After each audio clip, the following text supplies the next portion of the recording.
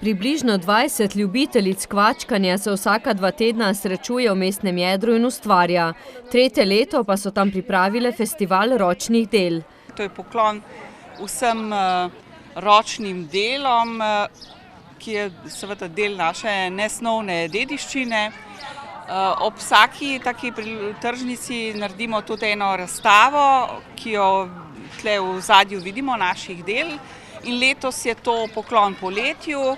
Tako smo med drugim občudovali slamnike raznih barv in motivov, mreže, espadrile in torbice.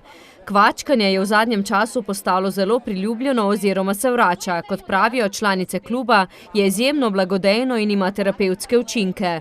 Se družimo, ustvarjamo, izmenjujemo izkušnje, pomirimo dušo.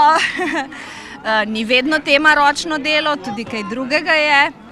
Tako da vedno pestro. Na stojnici z umetniškimi izdelki v akvarelni tehniki sta se art tržnice udeležili tudi sestri Juršič. Danes je tukaj postavljenih kar 30 stojnic različnih ustvarjalcev oziroma umetnikov rokodelskih spretnosti, pravzaprav prihajajo iz cele Slovenije.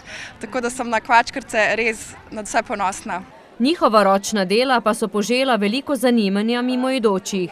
Nekateri so se na glavni trg pripeljali namensko tudi iz bolj oddaljenih krajev.